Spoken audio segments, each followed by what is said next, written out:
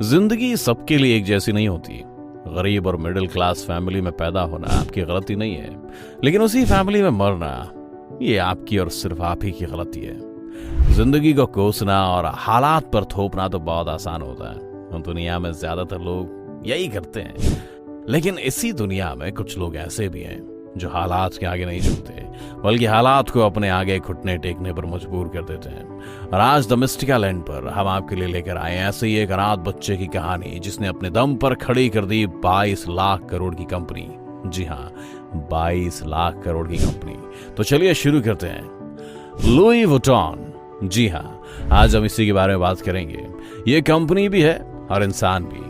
वो इंसान जिसने अपने दम पर खड़ी की वो कंपनी जिसकी वैल्यू आज $30 बिलियन यानी कि 22 लाख करोड़ से भी ज्यादा है। लेकिन 22 लाख करोड़ की इस कंपनी की नींव रखने वाले इंसान के पास बचपन में अपने सर ढकने के लिए छत तक नहीं थी। दोस्तों, हम लोग कामयाब लोगों को देखते हैं तो उनकी शोहरत, बुलंदी और मकाम को देखते हैं, लेकिन उस मकाम तक पहुंचने के लिए वो जिन जिन मुश्किलों से गुजरता है उनके बारे में बहुत कम लोग ही जानते हैं। आज मैं आपको लुई वुइटन की वो कहानी बताने जा रहा हूं जो आपने आज तक नहीं सुनी होगी। चलिए वक्त में थोड़ा पीछे चलते हैं। ये बात है 19वीं शताब्दी की, जब एक बच्चा जिसके पास रहने के लिए ना घर था ना खाने के लिए खाना, उसके पास कुछ था तो सिर्फ एक सपना कामयाबी का, सपना शोहरत की बुलंदी का। अब जिंदा रहने के लिए खाना चाहिए और खाने के लिए पैसे, और पैसे कमाने के लिए लुई कारीगरों और आर्टिस्टों के साथ काम किया करता था। उसमें उसे पैसे तो सिर्फ इतने ही मिलते थे कि बस 2 वक्त की रोटी का इंतजाम हो सके, लेकिन हुनर उसे वहां वो मिला जिसकी बदौलत उसने आज ये $1 बिलियन की एक कंपनी खड़ी की। बचपन। लुई वुइटन का जन्म 4 अगस्त 1821 को फ्रांस के आंचाई के गरीब परिवार में हुआ। उनके पिता किसानी करते थे और माँ हैट यानी टोपियां बनाती थी। ये वो वक्त था जब फ्रांस नेपोलियन की जंगों की वजह से नुकसान से उभर रहा था।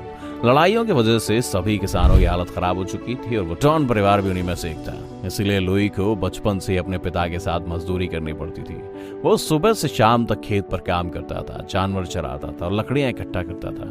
ये सब चीजें कोई खास परेशानी की नहीं थी, क्योंकि असली मुसीबत तो अभी आनी बाकी थी। जब लुई 10 साल के हुए तो उनकी माँ गुजर गई और उनके पिता ने भी दूसरी शादी कर ली। अब इसे आप उनकी बदकिस्मती कहो या खुशकिस्मती, पर उनकी सौतेली माँ ऐसी थी जैसे आप पिक्चरों में विलन देखते हैं। वो लुई को ना तो सही से खाना देती थी और ना ही चैन से रहने देती थी। उन्होंने लुई की जिंदगी को नर्क बना दिया था। लुई ने ये सब कुछ वक्त तक तो सहा, लेकिन जब सारी हदें पार हो गई तो 13 साल की उम्र में वो घर छोड़कर पेरिस आ गए। वो पेरिस तो पहुंच गए, लेकिन उनके पास ना तो खाना था और ना ही पैसे। लेकिन उनकी किस्मत वहां उन पर थोड़ी मेहरबान हुई और उन्हें एक आर्टिस्ट और कारीगरों के पास नौकरी मिल गई, जहां पर उन्होंने मेटल, पत्थर, फैब्रिक और लकड़ी का काम सीखा।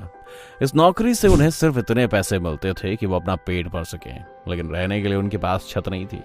वो अपनी रात एक कंबल ओढ़कर लकड़ियों पर गुजारते थे। लेकिन अब उनका वक्त बदलने वाला था, क्योंकि इंडस्ट्रियल रेवोल्यूशन के चलते पेरिस में शुरुआत हुई थी रेल की, जिसकी बदौलत ट्रैवल अब बहुत ही आसान हो चुका था। लोग ट्रेन में दिल खोल कर ट्रैवल कर रहे थे। लेकिन एक प्रॉब्लम अभी भी आ रही थी, वो थी सामान लेकर जाने की, क्योंकि लोग ट्रेन में पेंटिंग, कपड़े और फर्नीचर जैसे सामान लेकर जाते थे। लोगों की प्रॉब्लम कारीगरों के लिए एक बड़ा मौका थी और बड़े बड़े बॉक्स जैसे बैग बनाकर उन्होंने इसे बनाना भी शुरू कर दिया। लुई को अपने लिए भी एक बड़ा मौका दिखाई दिया। वो कई तरह की कारीगरी जानते थे, जैसे लकड़ी, मेटल, पत्थर, लेकिन उन्हें तलाश थी सिर्फ मौके की, और वो मौका उन्हें दिया मोंसियर मार्शल ने। मोंसियर ने लुई को अपनी दुकान पर कारीगर के तौर पर नौकरी दे दी। वहां पर भी उन्हें पैसे तो कुछ खास नहीं मिल रहे थे, लेकिन वो कहते हैं ना कि हीरा जब तक घिसेगा नहीं तब तक चमकेगा कैसे। बस लुई वहां अपने हुनर के हीरे चमकाने में लगे हुए थे। उनकी मेहनत रंग भी लाई और जल्द ही वो मोंसियर्स के ज्यादातर क्लाइंट्स के सबसे पसंदीदा बॉक्स मेकर बन गए। अभी उनका वक्त अच्छा चल रहा था, इसलिए शोहरत रुकने का नाम नहीं ले रही थी, और जल्दी वो इतने मशहूर हो गए कि फ्रांस की महारानी ने उन्हें अपना निजी बॉक्स मेकर बना लिया। लेकिन दोस्तों, वो कहते हैं ना कि अच्छे वक्त की बुरी बात ये होती है कि वो बदलता है। पर अभी तो लुई का अच्छा वक्त चल रहा था, इसलिए वो दिन ब दिन और ज्यादा पॉपुलर होते जा रहे थे। 1 साल तक महारानी के लिए काम करने के बाद लुई ने अपनी दुकान खोलने का फैसला लिया, और इस तरह से शुरुआत हुई लुई वुइटन की, जिसे आज हम LV के नाम से जानते हैं। उस वक्त तक सिर्फ लेदर के रेक्टेंगुलर बॉक्स बनाए जाते थे जिनके ऊपर का हिस्सा डोम के आकार का होता था, जिसकी वजह ये थी कि पानी बॉक्स के ऊपर ना रुके और लेदर को नुकसान ना पहुंचे। लेकिन यहाँ परेशानी ये थी कि बॉक्स को एक के ऊपर एक नहीं रख सकते थे और वो ज्यादा जगह लेते थे। अब इन दोनों परेशानियों को लुई के एक आइडिया ने खत्म कर दिया। लुई का ये आइडिया इस इंडस्ट्री में क्रांति से कम नहीं था। उन्होंने लेदर की जगह कैनवस का इस्तेमाल करना शुरू किया, जो कि लेदर के मुकाबले हल्का, टिकाऊ और सबसे ज्यादा वाटरप्रूफ था। अब इससे बॉक्सेस को रेगुलर शेप में बनाना शुरू हो गया, जिससे लोग उन्हें एक के ऊपर एक रख सकते थे। इसके अलावा वो दिखने में भी शानदार और मॉडर्न लगते थे। लुई के इस एक आइडिया ने उनकी जिंदगी बदल दी और महज 2 साल के अंदर अंदर लोगों के बीच लुई वुइटन के बैग आम हो चुके थे। अब लुई ने बॉक्स के आगे बढ़कर हैंडबैग बनाने का सोचा। उस वक्त के लोगों के लिए हैंडबैग किसी सरदर्द से कम नहीं थे। लोग उन्हें सिर्फ मजबूरी में इस्तेमाल करते थे, लेकिन लुई को खुद में यकीन था कि वो कुछ शानदार कर सकते हैं। उनके बैग लेदर की जगह कैनवस के होते थे और उन्होंने इसी का फायदा उठाया। कैनवस पर नए और एलिगेंट डिजाइन बनाने शुरू कर दिए। उनके इस आइडिया ने हैंडबैग को लेकर लोगों की सोच पूरी तरह से बदल दी। अब लेडीज ने हैंडबैग को अपने कपड़ों के साथ मैच करना शुरू कर दिया। सब कुछ सही चल रहा था, लेकिन लुइस को अब भी कुछ नया करना बाकी था और उन्हें कुछ समझ नहीं आ रहा था। ऐसे में उन्होंने अपने बेटे जॉर्ज की मदद मांगी। पिता की तरह से बेटे का आइडिया भी किसी चमत्कार से कम नहीं था। जॉर्ज ने बॉक्स पर लॉक लगाने का आइडिया अपने पिता को दिया।